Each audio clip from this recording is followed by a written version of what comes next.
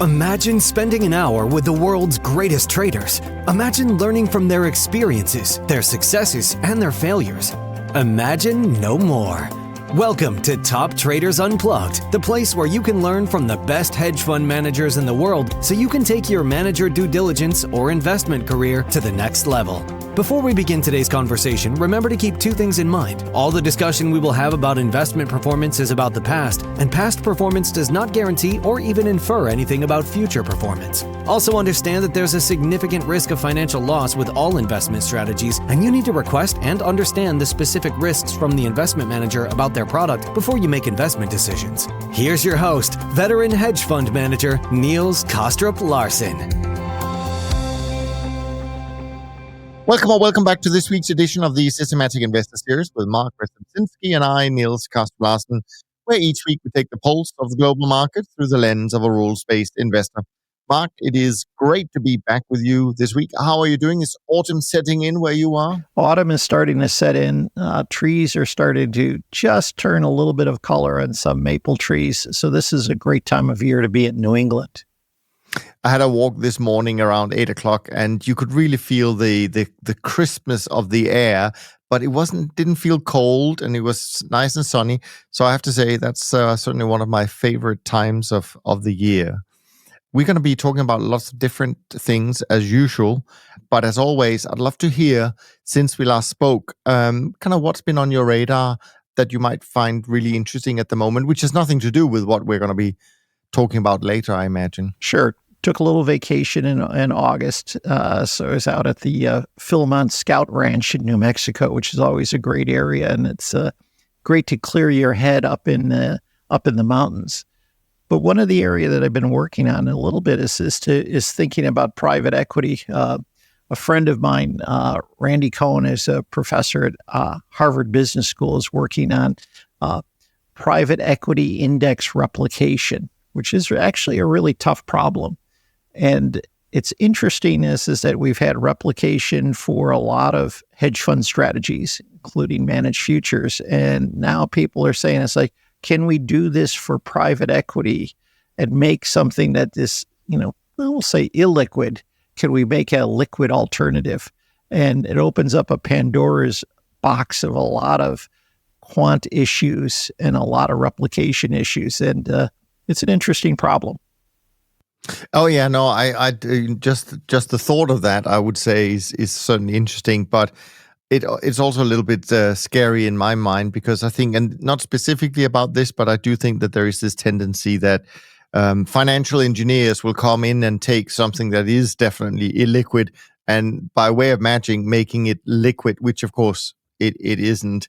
But the perception is that you can do these things, and so we'll see. It'll be interesting if I was going to say, tongue in cheek, for both good and bad, never underestimate the ability of a quant engineer to try to replicate something, or try to see if we could make it into laboratory a little bit better. Yes, of course, absolutely. We were talking about this just before we pressed record, and I was saying to you that what kind of was on my mind this week was inspired by something I read just this morning. So it hasn't really been on my mind as such, but I found it interesting, and I wanted just to mention it to you and to our listeners. And that was this news that Waymo robo-taxis apparently are doing now 100,000 rides a week. That is without a driver.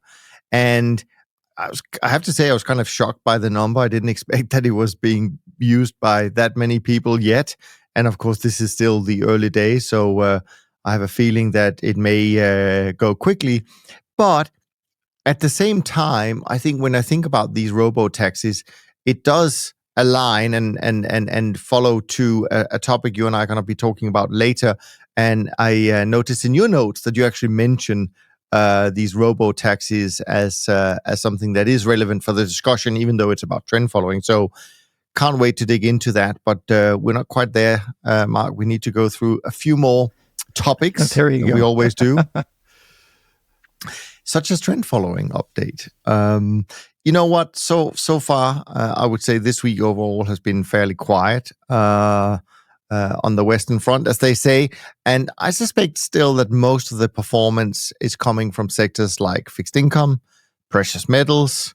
There'll be some select markets that are hurting trend followers at the moment, like sugar, which suddenly has gone on a little bit of a tear. So some strong gains against the longer-term downtrend. Some of the grains as well have had a bit of an upwards correction, which wouldn't have been good for trend followers. Coffee has been strong, and that, on the other hand, has been benefiting trend followers. I think at least most, I suspect, are still long in that. My own trend barometer yesterday finished at 45, so that's pretty neutral. But looking at the numbers, it's not looking too bad so far in September. These numbers are as of Wednesday, but I suspect yesterday was a positive month as well. But as of Wednesday, Beta 50 was up 1.18% in September, up 3.92% for the year. SocGen CTA up about 1%, up 2.42% for the year. The trend index up 1.42%, up 2.72%. And the SocGen short-term traders index up 82 basis points, up 30 basis points so far this year. Equities are also doing well this month. MSCI World up 77 basis points, up 16.42%. So far this year, S&P Global Developed Sovereign Bond Index up 1% so far in September, up 2.45% for the year. And the S&P 500 total return up 1.16% so far, up almost 20% year to date.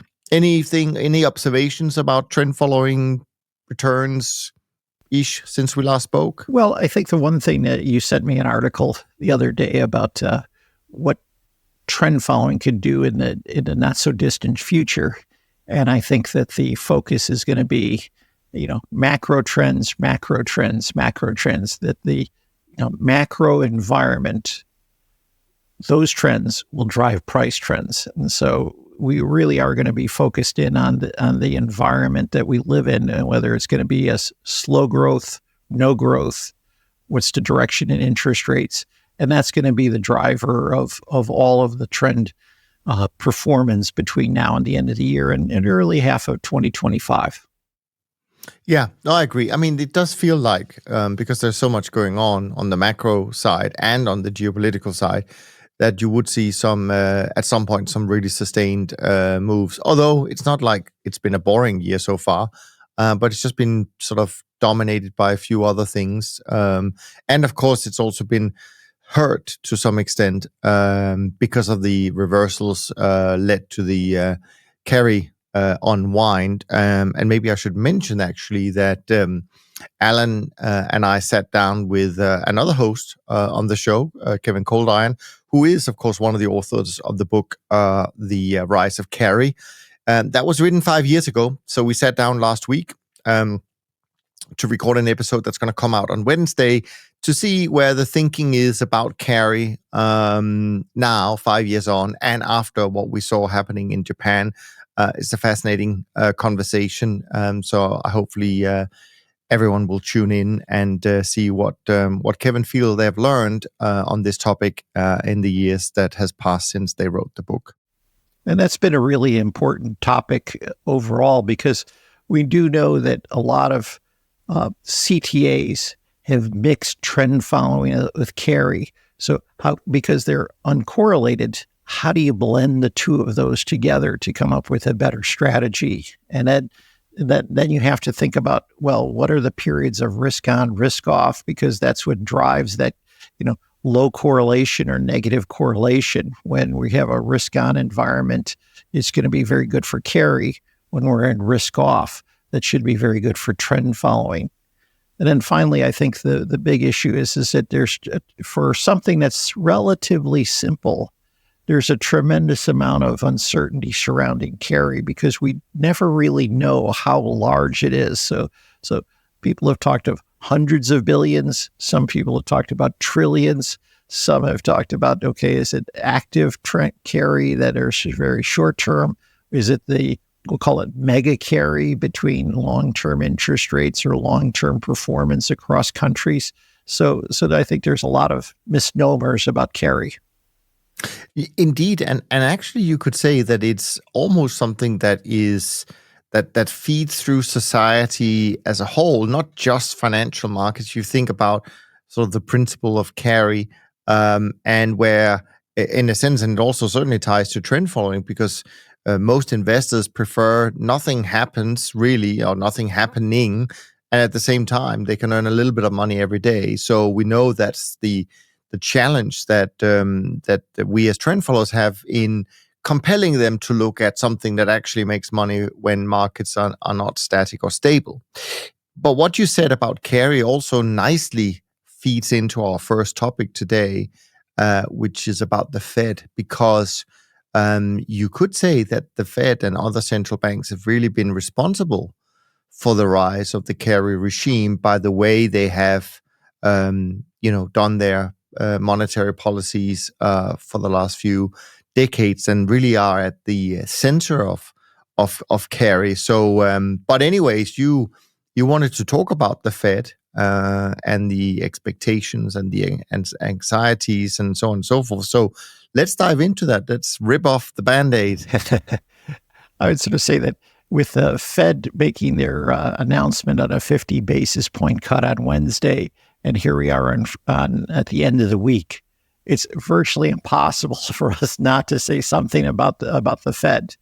And I think that what was really amazing when you take a step back, and after you sort of get done reading all of the apologists for why 50 basis points makes sense, what was the objective of the Fed for the last more than the last decade? It's forward guidance. Can we give a clear indication of what our policies will be, what we will do, so that you can be able to then plan accordingly? And if businesses and investors can plan better because they have an idea of what the direction of Fed policy will be, well, then you're not going to get distortions and you're not going to get upheavals in the markets. The day before the Wednesday announcement, it was almost a 50-50 chance between there being a 50 basis point and a 25 basis point cut, which is extremely odd. Usually the few days before the Fed announcement, we're about 95% certain what the Fed is going to do. So you had actually maximum uncertainty even the day before, day of. Second is that what happened is that you had a lot of the economists, not the market practitioners, who were saying that the cut was only going to be 25 basis points. So you have the, we'll say, established economists who were at 25. The market itself was, evenly distributed between 25 and 50. And so you see that the actual announcement comes up. You say 50 basis point is a big move, and usually is an indication that we're having some kind of problem, that we're starting to have a major reversal in policy. And lo and behold, there wasn't really a strong reaction on Wednesday. There was a positive reaction on Thursday, in the stock markets around the globe. But then you look at the dollar did not set a new low. You look at the 10-year and 30-year bond prices; they actually fell. So here you had a 50 basis point cut, and longer-term bond investors have said, no, we really actually think that I want to try to sell bonds. I don't want to hold bonds, which is the exact opposite of what you might expect. And then you look at actual policy is that I sort of half joke, and I'll say this tongue in cheek, whatever happened to the average inflation target? And so it seems as though that we're still not at 2%, we're above, but we sort of said, it's time to switch. Let's worry about the real economy.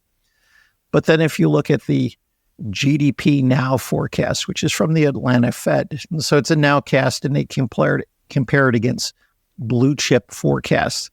They're saying that growth should be in the next quarter up around 3%, which is much higher than the blue chip forecast. So the nowcast of taking the most recent data is saying we're actually going to have stronger growth than what we expected going forward. Yet the Fed cut 50 basis points. And finally, what you sort of say, like, yes, we do know that there's a weakening in the labor market. There's been a major revision in employment numbers because of the way they count that.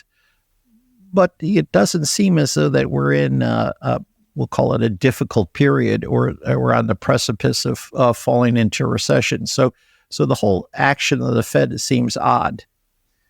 Now, I think it's important to say, like, oh, that's interesting, and it provides a little bit of area for discussion.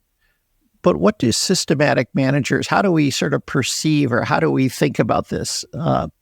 And that's the important part I think, for our podcast is that a systematic manager, and also to say we'll say quants and trend followers, that they're always interested in what we call post-event behavior.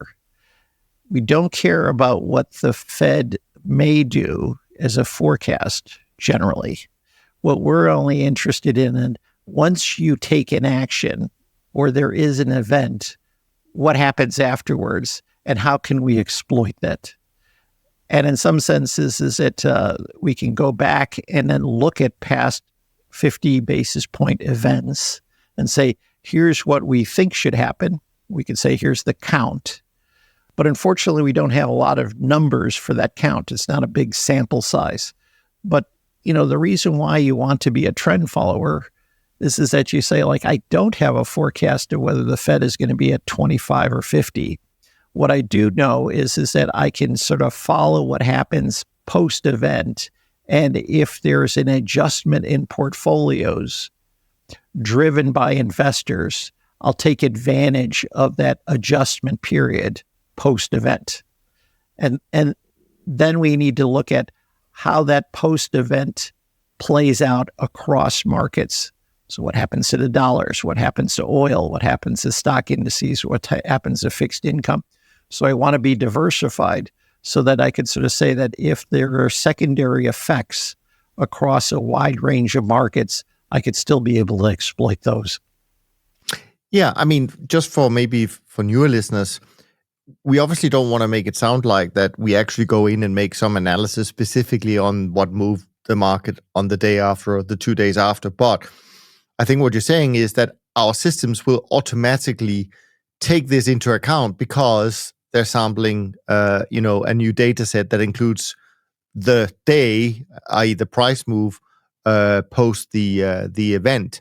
Now, it will take some time, for sure, for that to manifest in any change in signal, but it's all part of the process, right? And as you say, we don't need to worry or speculate about what the Fed will or will not do, but we're just going to react to whatever the markets, which are again the real voting machine, how the market interprets that news.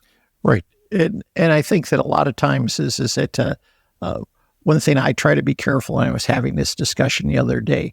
I have to separate, when I look at a market event into three things. There's what I think they should have done. Okay, so that's my personal opinion. This is it. I could sort of say they're either wrong or they're right. I then have to think about, well, what is actually the perception of the market on whether they think this activity or this policy change is wrong or right.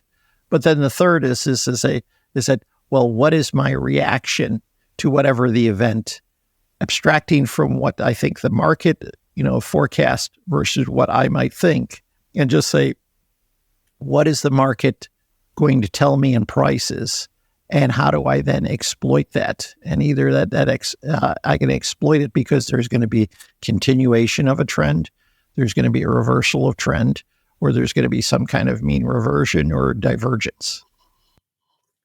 You know what? Linking to the fact that the Fed cut substantially, in my mind at least, and also the fact that other central banks have changed their rates recently, most of them to the downside, BOJ of course to the upside.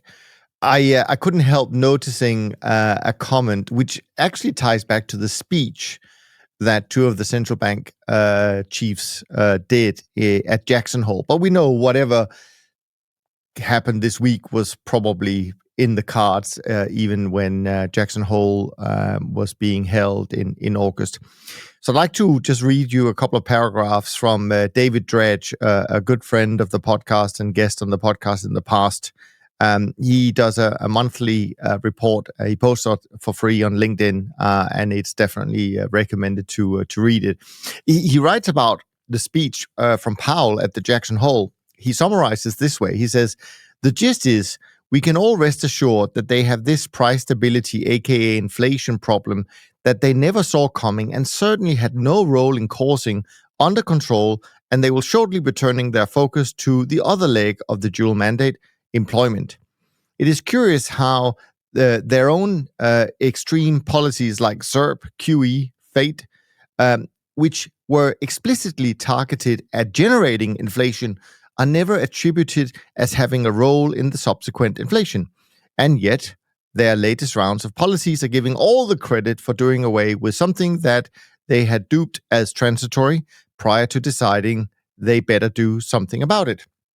He then goes on to take a little bit of a swipe at the governor of the Bank of England, Bailey. He says, "Governor Bailey's AI prompter took the instructions per blaming the failure to achieve their mandate on exogenous events to a new level.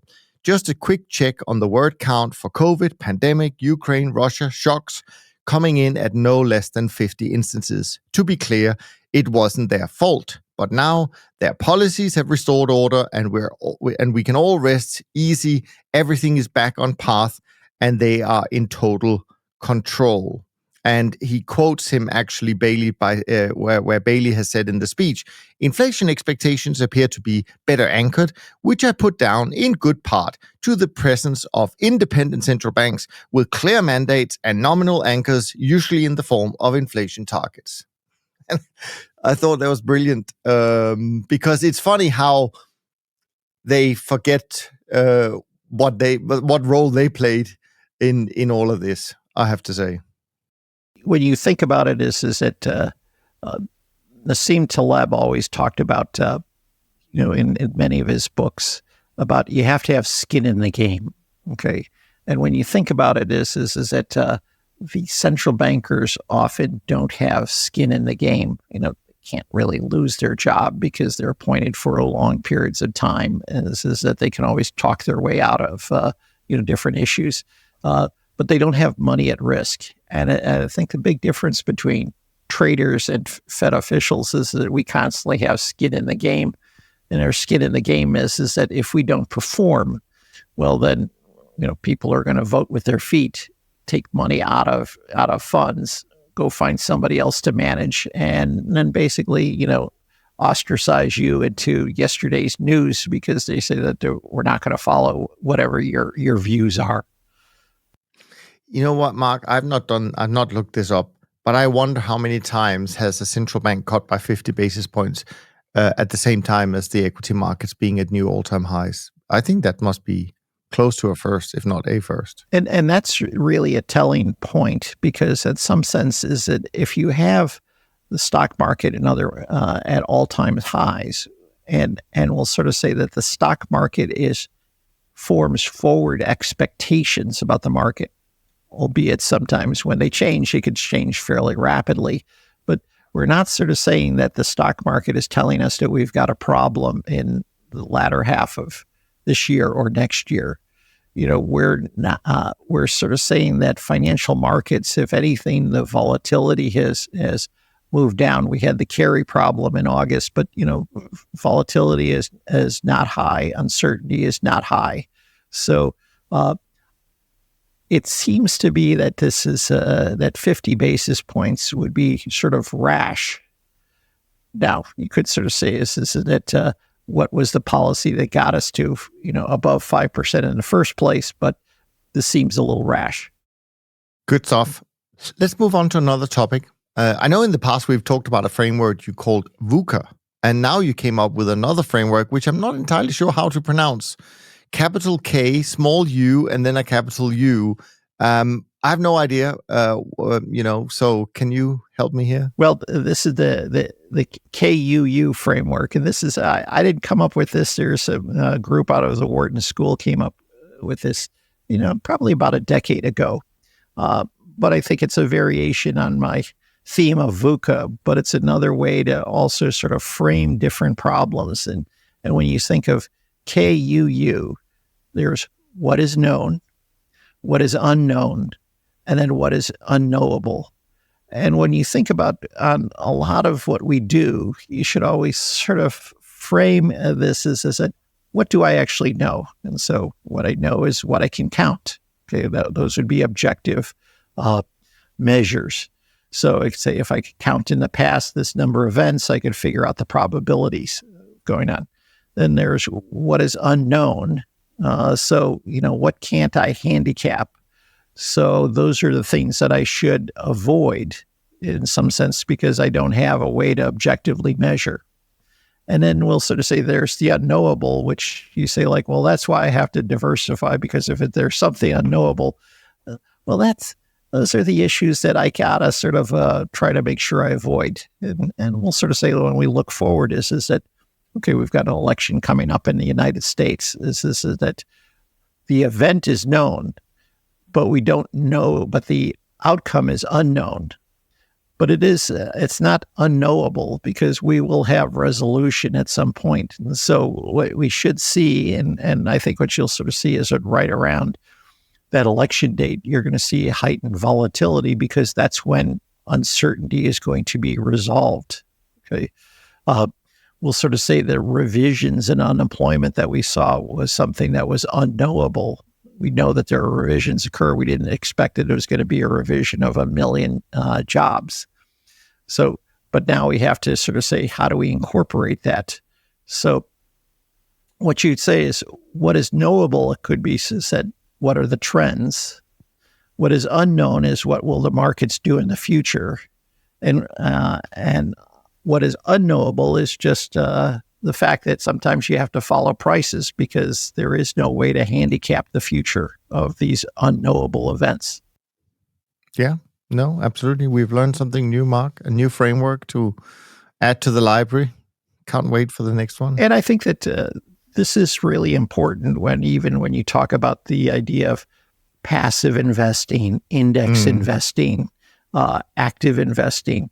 It's sort of say like, well, if you think about, well, what is known, or can you pick managers that can be able to have better knowledge, which is are they ignorant or no? Do they have strong knowledge about an issue, or what is the amount that's unknown or unknowable?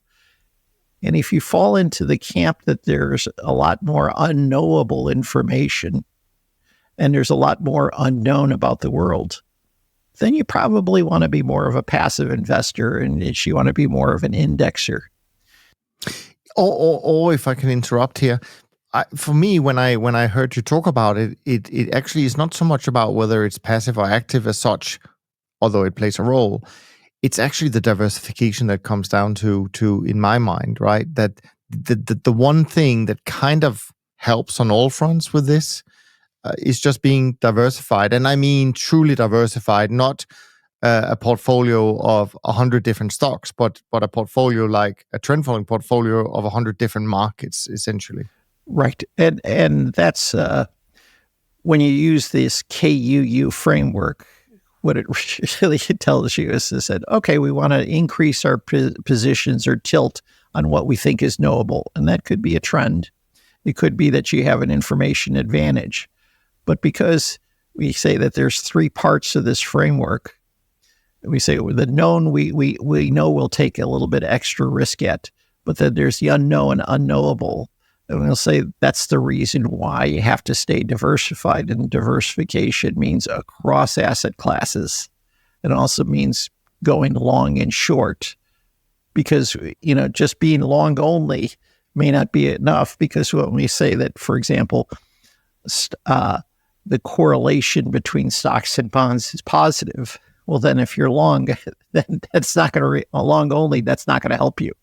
So when you think about it, is that systematic managers, trend followers who focus on both long and short and maximizing the set of markets that they are asset classes that they diversify over are being able to best deal with what is unknown and unknowable.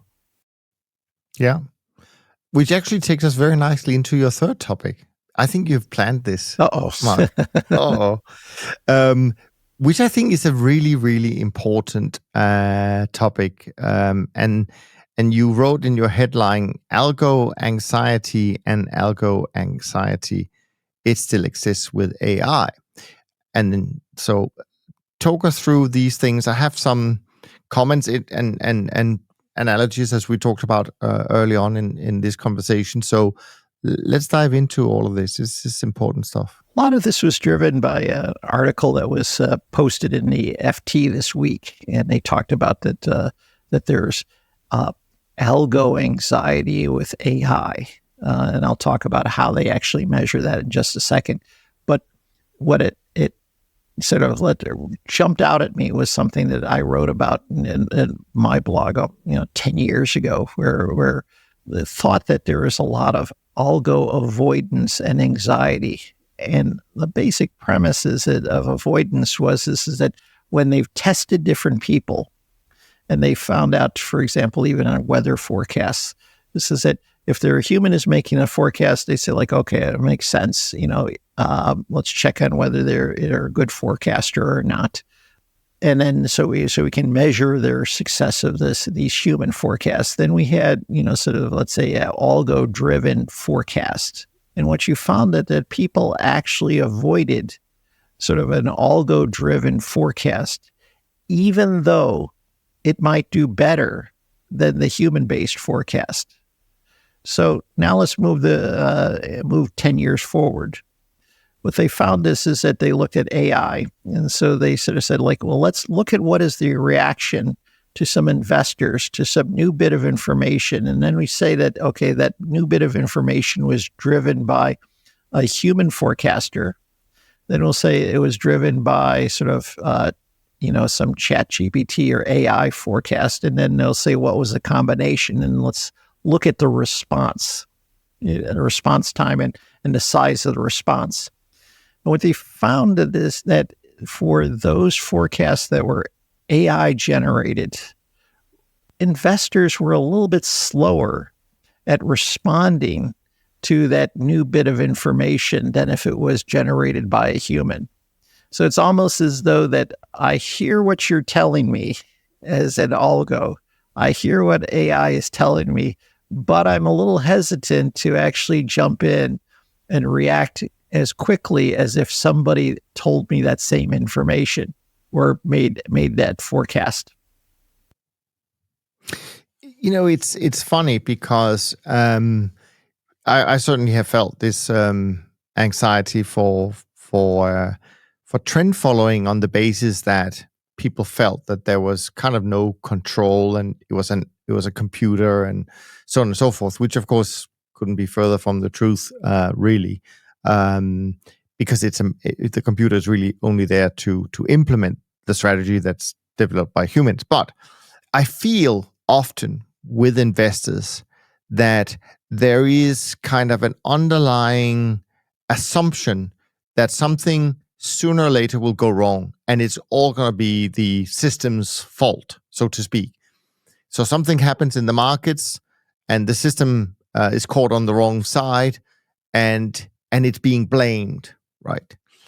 But then when I think about this being a human, I have no way of proving this, but I kind of feel that if a discretionary manager came and after having lost a lot of money from an event that would be rare, but certainly probable but rare, then the excuse is often, from the investors to maybe justify that it was okay for you to lose that money because there was no way you could have known that.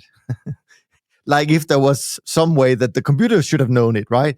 I feel there is this little tendency that the humans, we get off more lightly because clearly we could not have known that the BOJ would hike rates and the carry trade would be unwind. Well, of course we knew they were going to hike rates. So the computer is obviously not in the know. I understand that at least the most trend followers, we don't allow our computers to read newspapers and all of that stuff, right? But anyway, that's kind of how I feel the difference. But but it does take us back to this discussion about driverless cars, right? How would we feel, even if someone could show us a statistic that these driverless robo-taxis have had fewer accidents than taxis that has humans in it? Would we still be hesitant to jump into a driverless taxi? I know I would be, for sure. So my daughter. And I even heard at some point, Mark, that they were talking about that maybe AI at some point, we don't even need pilots on the planes anymore because it's on autopilot for the most part anyways. And I know for sure that I wouldn't want to go on a plane without pilots either. So I don't know. What do you think about this? So my daughter lives in Beijing, and so she's taking the driverless taxis, and she sort of said the first time it was a little off-putting, but I think she's used to it. I haven't asked how many times that she's done it, but it's amazing is that as humans, we're willing to forgive other humans. We're unforgiving with respect to systems and models. So we'll, if let's say a manager, as you talked about, say fails, it's like, well, okay, let's hear the reason. He could give some excuses. We say like, okay, don't do that again.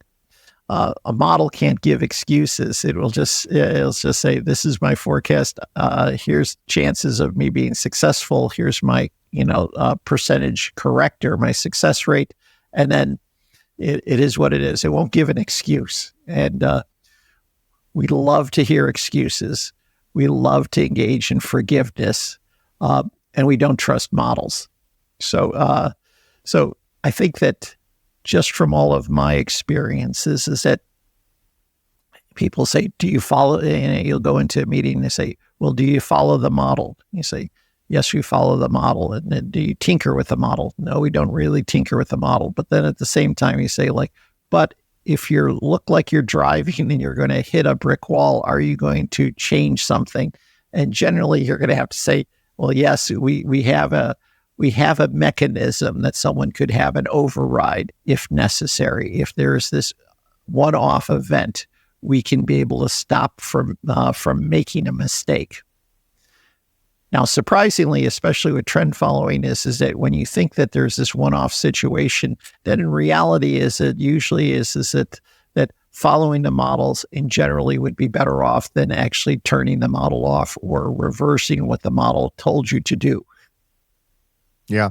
I mean, there were actually, and this is public knowledge, there were quite a few managers who stepped in during COVID, during that month of March of 2020, to override the models. They say, as far as I understand, this was done for risk management purposes.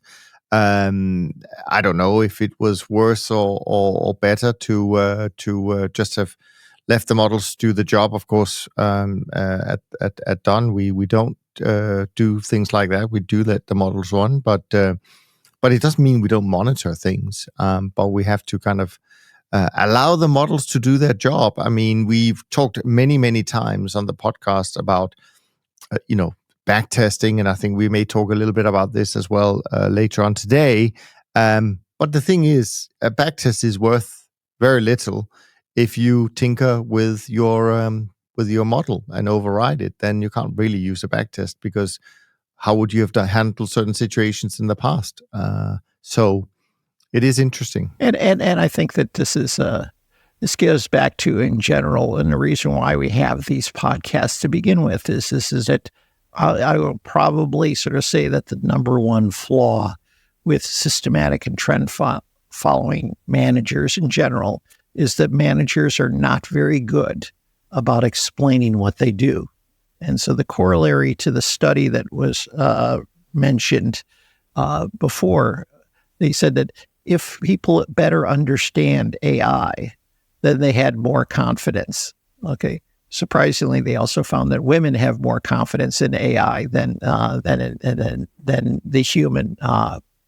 So they broke it down into a little bit more detail. But the argument would be is that we probably said the holdback for systematic and trend following is managers still don't do a very good job of explaining what they do.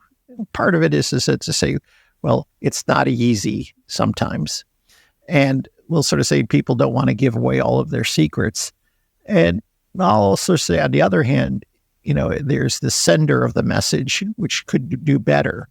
But then there's the receiver of the message. The investors are not very good about understanding what managers do. I don't think that they often ask good questions about why a model should do well or not well. And I think fundamentally, I sort of say like the key focus is always when will your model do well? And when will it do poorly? And why? And so the answer, for example, can't be that if you're a trend follower that you say, well, I do well when there's trends, because that's tautological. So you have to be able to say, what are the environmental factors that are necessary or sufficient to be able to drive positive return performance? That doesn't mean it happens all the time, but you have to be able to articulate, what are these periods when you're going to do well or not well? And I think that still requires a lot of fundamental research to be able to say, what are exogenous factors outside of just price that might lend itself to better trend following behavior? No, I get that, Mark. But I will say, and I don't mean to step on anyone's toes when I say that, I mean, the concept of trend following, I think, is generally well understood, pretty easy to explain. I do feel sometimes, and I kind of understand why they need to go, but I do feel that sometimes people want to know more than that really is necessary, if you know what I mean. I mean, it's almost like, okay, but are you using a 20-day or a 30-day volatility floor, for example? Okay. Of course, you can answer the question, but how on earth will that actually help that investor understand anything about the future performance? It won't. So I feel sometimes that some of the questions we do get, they may look good in a due diligence report that, oh yeah, but I asked this question, I really went into detail, I look what all the information I got. But how are you going to translate that into something meaningful? Because as soon as there's negative performance, you're going to get all the usual questions anyway, right? But I do think that there is a bit of a disconnect in terms of what investors think they need to know and what is actually really relevant for them, so to speak. And maybe that's also what you alluded to. But just going back to one thing, just so I don't forget it, we talked about humans versus algos, right? One thing I do think is a real advantage of the systematic approach. I don't like the word algo, by the way. It sounds fancy, but it's just, we just use rules, right? It's a rules-based approach. Is, of course, the fact that one of the biases that we as humans have, and there are a few of them that obviously are important, but one of them, like anchoring, meaning that people often expect something that has happened in the past. And what I think the strength of a rules-based approach, a systematic, disciplined rules-based approach, where we don't have any expectations, is the fact that we will go with a market move or a trend for as long as it will take us, even if it's never taken, even if it's never done this before. Like, I guess a simple example would just be when interest rates came down to 2% a few years ago, or maybe a long time ago now, people were saying, well, surely 10-year notes are not going to go lower than that. And lo and behold, they went a lot lower. And in Europe, we even had negative interest rates, something that people had not, I think, expected. So that's where I think the difference lie. The advantage of a discretionary trader, of course, is that they can anticipate, which a model can't do. And if they're very good at that, that has value, of course. But it's and actually the combination might be a good thing. Who knows? Right. Systematic managers have to do a better job of explaining what they do.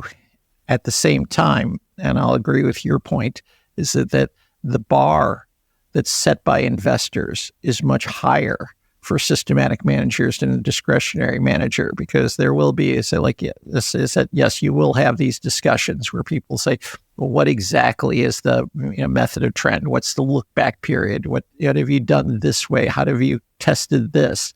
What have you looked at this? And if you don't do that to a discretionary manager, where you say like, okay, well, tell me exactly what is the process you go to pick your choice of investments, every time, and how do you do that, and what did you look at next, and what were the inputs? So I think the bar is high. So I think that this is a more nuanced discussion. Is that you'd say it's not the specifics, but why do you do what you do? So, for example, is that if you're an intermediate trend follower, what are you trying to capture as opposed to short term or very long term? Okay, what are you trying to capture through diversification? What are the factors that might lead to you to have better performance versus poorer performance?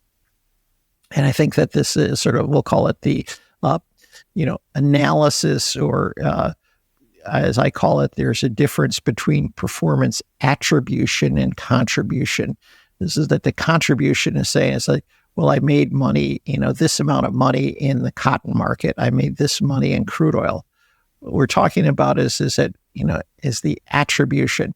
So why did you make money in the crude oil market? Why did you make money in bond market? And what were the conditions that allowed you to do that? And then here's the model that allowed me to exploit those conditions.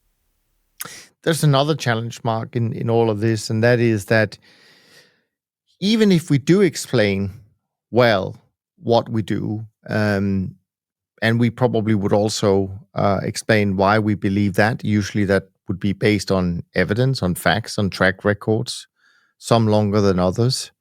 The other thing I think as managers you are faced with, and maybe this is normal, but it certainly is a real challenge, and that is that those people that we're explaining it to may have a particular belief or a bias that just doesn't agree with what we present, even if we have the evidence, right? So some people might think that, well, your trend speed should be 3 months.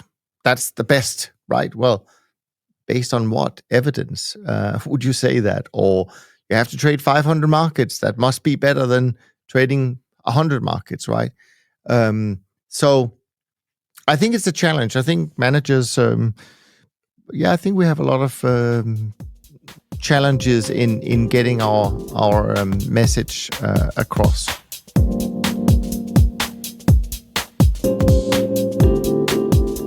Well, we got so many topics. I'm almost going to suggest that you pick a few. We got something about the market efficiency that Alan and I touched on a little bit last week. We have the 3 C's. We have memory of a bear market. We have overreactions and market beliefs, I guess. And we have also something that actually where I wanted to comment a little bit, which was something about the SG index and picking manager. Anyway, tell me where you want to go. I'm open. Well, there's 3 things that I think are most timely right now, and one is that this idea of the 3 C's. Then I want to talk a little bit about market efficiency, and we'll finally end up with market memory, because these are all tied together.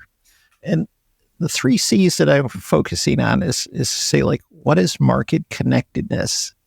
What are the correlations, and what's the potential for contagion? And the work that I've been doing with some good friends, up the road from you up in Vienna, is that we're looking at network design and thinking of the market as a set of, as a complex network. And by a complex network, you could think of each market as a node on a network, and then it's connected with other markets. And so that's the connectedness. And this could either be through the fact that they're clustered together. It could be that they're connectedness because of commonness across the traders. There could be connectedness based on, similar events. And the connectedness then leads to correlations. And then the correlations, because those change over time, are fairly dynamic, can lead to contagion. And what you have to think about when you build portfolios is always that we spend all of our time thinking about the divergence, or we'll call it diversification. When in reality, we should also think about how are markets connected, how are they clustered, what is the network of markets, and how will they behave at times? Because what you could sort of say that the behavior of one market will spill over to another, and that's an opportunity for exploitation. A perfect example is that, so we had the Fed announcement. So you say like, okay, we know that's going to have an impact on the stock market. We expect that it's going to have impact on the bond market. But you also have to think about, well, what is going to be the impact on the dollar? How does the dollar then feed back onto other stock indices? How does the dollar then going to be able to drive or may have a causal relationship with crude oil? How is the dollar also going to have a spillover for commodities? And so we always think of the idea that we want to try to avoid connectedness through diversification. But I think that there's also ways, and I think the really good managers also think about how they can exploit connectedness, because one market reaction could then lead to a spillover after a short delay to another market.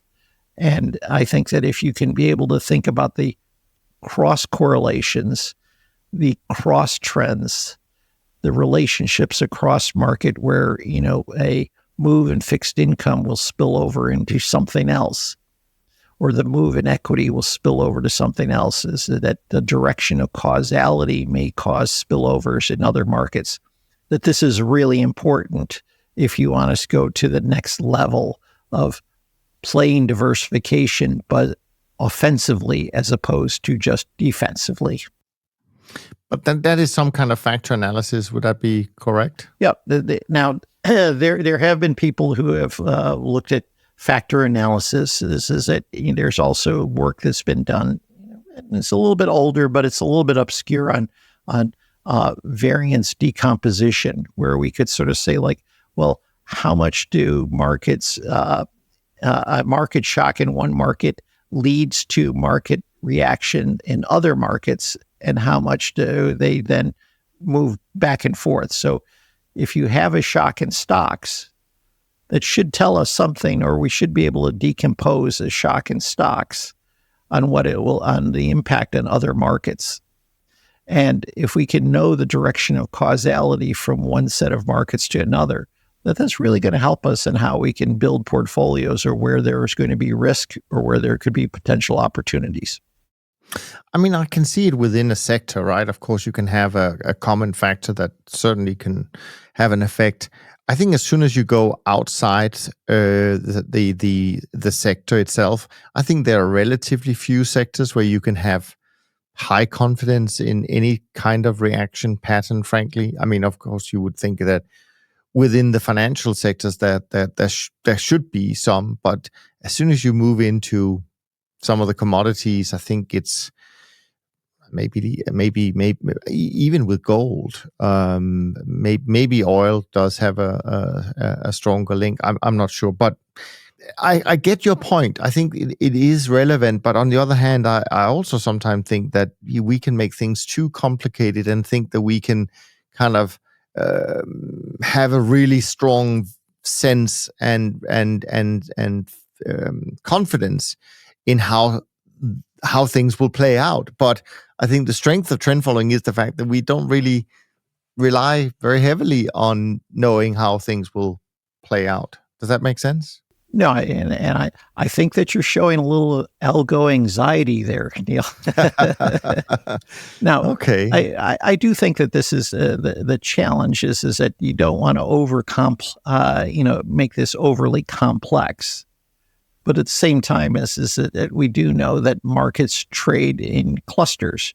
So we know that there's a base metal cluster, and that's probably going to be very much driven by the business cycle. Precious metals is a different cluster than base metals.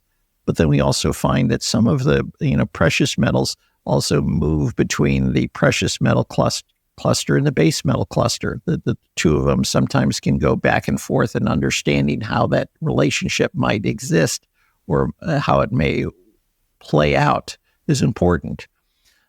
Another cluster would be is that we know there's a cluster in energy markets, but at the same time, we know that shocks in the energy market will have a spillover effect into the real economy and other sectors. So how do we look at this as a more complex network? Yeah. And for those who don't want to get down to the 3C analysis, they can always stick with the 4 Cs, which are cut, clarity, color, and carrot, according to my wife. There you go. That's it. Now, the reason why that, this is all tied to also efficiency, because I think that I know Alan talked a little bit about Cliff Asness's view, and I think that I probably take a little bit more nuanced view is that he talked about that, social media is driving markets to be less efficient and that there's more gamesmanship. I probably take the view is that you have to think of efficiency as that it's fairly dynamic. There will be periods of time when markets are more efficient and there are periods are less efficient. Some markets are more efficient than other markets. And I think that a area that has been understudied is that Andy Lowe came up with the idea of adaptive market hypothesis. Mm-hmm. And so he said that this is a different way of thinking about market efficiency. He wrote a book on it. I think it was very good, but a lot of people haven't gravitated towards that. But in some senses is that if you're a trend follower, you really believe in an adaptive markets hypothesis, is that markets is sort of like efficiency evolves over time. And because it's an evolutionary process, then there could be trends in markets. And different markets will vary on their efficiency based on liquidity, how difficult it is to value, whether there are more hedgers or speculators in the market, how many people are actually following the market, what is the economic environment in the business cycle at a given time.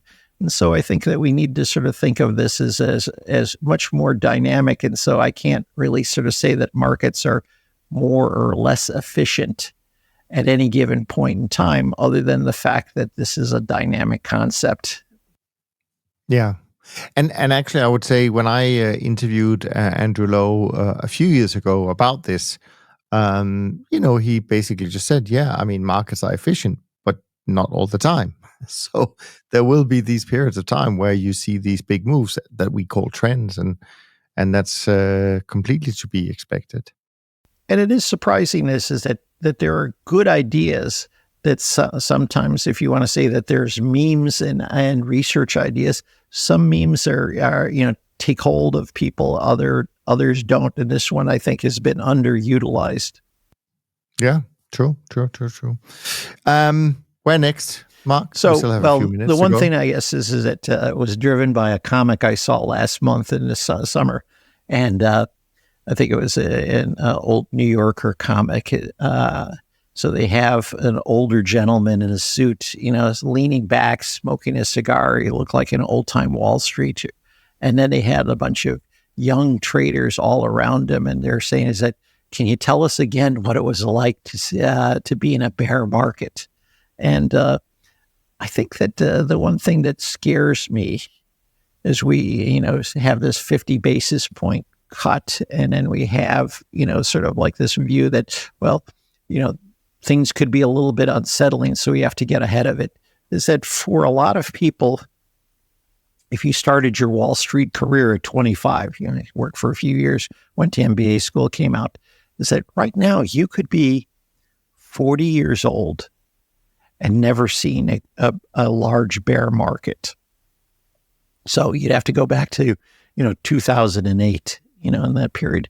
And so what happens is that you have a collective memory of people who don't understand what happens if markets go down in equities. And I think that a perfect example of that is that there are people who, after they carry debacle in August, that they're saying, the Fed should cut 75 basis points immediately. Okay.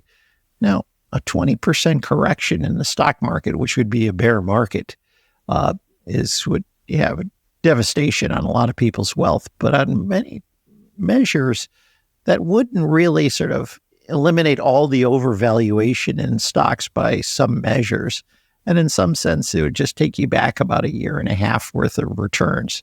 So it wouldn't really have that large of a devastating impact. Yet the Fed and everybody is sort of focused in on that we have to always go higher, that they don't really have a memory, or they don't accept that there's a possibility that we could have a large down move in stocks. And this reaction problem is a behavioral problem, but it's something that systematic managers are better able to address, because a lot of times they'll backtest models over a very long history. Their reaction is say like, well, even if I haven't seen a bear market, I know what to do if market prices go down. I'm going to be a seller because that's what a model is telling you. So I think that that's really important is that there's going to be a time when equities are going to start to fall and people say, I don't know what to do. Yet the systematic manager should be able to have a plan in place because his models allows for going both long and short in the marketplace. Absolutely true. The other thing that is important, I think, about this, and that is when these market moves happen, and often what we see when a trend is coming towards the end of it, even though we don't know exactly where that's going to be, but often there is a pickup of volatility around these big turning points. And that in itself actually often triggers trend followers to reduce their risk. So, of course, you can have a sharp reversal, which there's nothing we can do about that. But often you do see this. So I think you're right that there are risks out there just from the simple fact that there is very little experience by many institutional investors who may be controlling large amounts of money. And then, of course, on top of that, you have the whole discussion about just flows from passive investments and what that's going to do once the markets go down for a sustained period of time, not the usual 2 or 3 weeks that we've been used to the last few years, where every time there's a crisis, central bank seems to be able to fix it in a short period of time. But yeah, I think that is a relevant thing. Before we leave it today, though, Mark, I really would like to talk a little bit about one of your other topics, which is the SG index and picking managers. You had been thinking about this. I always think about this. So what are your thoughts? Well, I think that there was the Trend did a little paper, and I think it was done a little bit in jest as we talked about that it's the 25th anniversary of the SG index, and just buy the index. And yet, in some sense, index replication of just holding a bunch of managers doesn't sit well with me, in the idea that you could be able to pick other managers that you can blend together that might do a better job. And interesting, if you look at the construction of the SG index, this is that they look at what is the top managers in terms of AUM, and then they adjust this once a year. And so you could have big changes based on quote unquote popularity of indices. And I think that in reality is that you don't need the whole complement of what they do with that index. That in reality is that you can pick a diversified portfolio of CTAs that should be able to outdo the SG index. Yeah, I mean, I read actually over the weekend a blog post, not specifically related to what we do, but it was related to something very similar, and that was from Michael Green, who, of course, has written a lot about this problem about passive investing and how that distorts markets and all that, and probably still yet to see the effect of that. But the title resonated with me, because I think the title was "Why Bother Being Better?" And this goes back to this idea that if you're in our industry, why not buy the index, right? But of course, we as managers, we'd like to think that we can outperform these indices. And as Harold from Transtrend, I think, I can't remember the precise wording, but he's also basically suggesting that investors should try and find managers who strive to be different from the index, and ideally, of course, be better than the index. And obviously, we have Andrew on the show on a regular basis, and he's a great proponent of the replication of indices. He's been instrumental in now creating this new SocGen CTA or investable CTA index, even though it's a different part of SocGen, as I now understand, that's producing it. Of course, it's a giant backtest of a model. People should be aware of that. But it sounds to what I feel about the topic is that I get the sense that we're trying to promote something that if you buy the index, there is no risk. It's the index. But buying a CTA index is not the same as buying an index of stocks. And the other thing that I don't think is being discussed enough is that, and I'm not saying this is being promoted anymore as an idea, but I certainly remember initially that buying a replicator index is also there to solve the problem of manager risk, because if you just pick one or two managers, they may not be beating the index. Sure. So there's a manager risk.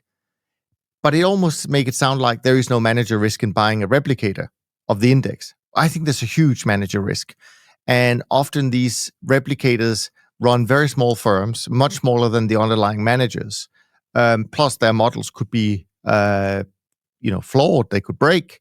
Who knows? So those are some of the issues that I struggle with. Let me put it that way. And I feel that we need to be more open and clear about the pros and the cons about these things. I think managers, we're pretty open about the risks by picking a manager. But I'd like to see more of that openness on the ETF replicator side, to be perfectly blunt about it. Well, replicators try to sort of say, I'm going to give you the median return for a given strategy. And that's fine if you say, like, I have no skill at picking managers. I want to have a low cost alternative, and I'm satisfied with the median. Okay, it could be useful. At the same time, is that saying that you're going to if the replication is supposed to get the median, that's different than an index where, the stock index is that what we find is that most managers underperform their benchmarks. Okay. So a median replication strategy is not a benchmark replication. So benchmark of buying the S&P 500 is saying is that I'm just going to hold this back, this package. And I feel like that, and I know that this benchmark is usually underperformed relative by the set of peers. The replication is different because what they're saying is that I'm not a benchmark. I'm going to try to give you the median return of a bundle of managers because I have enough information to sort of say I can be able to figure out the factors that drive the average manager. So it is a different product, and it has a different set of investor base. Investor base is to say people that say don't want to have the downside risk of being wrong. I'm willing to accept the median, and I want it as a low-cost alternative. Yeah. Well, I'm sure we're going to be talking about these things in the future. But for now, Mark, I really do appreciate all the hard work and preparation you did for today's conversation. And if, just like me, you appreciate this, please head over to your podcast player of choice, leave a rating and review to show that you appreciate the time that's being put into creating these conversations. Next week, Alan will be joined by Jem as I'm offline. So make sure you go and get your questions ready. Jem's conversations are always great. And with Alan, I'm sure it'll be super interesting. You can send the questions as usual to info@toptradersunplugged.com, and I'll make sure that Alan receives them. That's it for today from Mark and me. Thanks so much for listening. We look forward to being back with you next week. Until next time, and by the way, remember to listen to Kevin Coldiron, Alan, and me next week. Until next time, take care of yourself and take care of each other. Thanks for listening to Top Traders Unplugged. If you feel you learned something of value from today's episode, the best way to stay updated is to go on over to iTunes and subscribe to the show so that you'll be sure to get all the new episodes as they're released. We have some amazing guests lined up for you, and to ensure our show continues to grow, please leave us an honest rating and review in iTunes. It only takes a minute, and it's the best way to show us you love the podcast. We'll see you next time on Top Traders Unplugged.